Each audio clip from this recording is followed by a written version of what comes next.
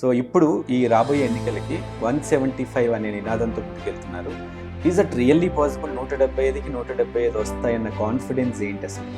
చచ్చిపోయిన కాంగ్రెస్ పార్టీ పాడేం వస్తుంది వైఎస్ఆర్ గారు. అంతకుమించి ఏం లేదు. సో మీరు ఎక్కువగా మీ రెస్పాన్సిబిలిటీస్ రోల్స్ కాకుండా ఎక్కువగా పార్టీని భుజాల మీద వేసుకొని నడుస్తున్నారేమో అనిపిస్తుంది అనేటువంటి వాదన ఎక్కువ వినిపిస్తుంది. మీరు ఎందుకు అంత స్పెషల్ ఇంట్రెస్ట్ పార్టీ వ్యవహారాలు?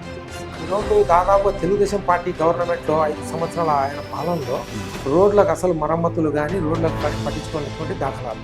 సార్ మీరు చాలా ఇయర్స్గా మీకు జగన్మోహన్ రెడ్డి గారు ఆ కుటుంబం బాగా తెలుసు కాబట్టి ఇప్పుడు నడుస్తున్న టాక్ ఏంటంటే అసలు ఎమ్మెల్యేలకు కానీ ఎంపీలకు కానీ జగన్మోహన్ రెడ్డి గారు అసలు అందుబాటులోనే ఉండరు అంటారు. మీరెంత ఫ్రీక్వెంట్గా కలుస్తుంటారు జగన్మోహన్ రెడ్డి గారు?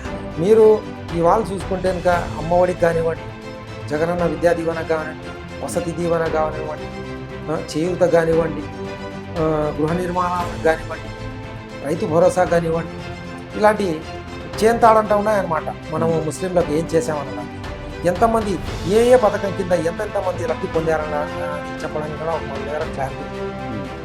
గవర్నమెంట్ ఉద్యోగస్తుని బదిలీ చేసినట్టుగా ఒక ప్రాంత ఇన్ఛార్జ్ని ఇంకో ప్రాంతానికి, లేదంటే ఒక చోట కంటెస్ట్ చేసిన అభ్యర్థిని ఇంకో చోట కంటెస్ట్ చేయడానికి, ఇలాంటి మార్పు అది ఒక కొత్త చరిత్రను సృష్టించబోతుందంటారా, లేదంటే నట్రప్లాప్ అయ్యే ప్రమాదం?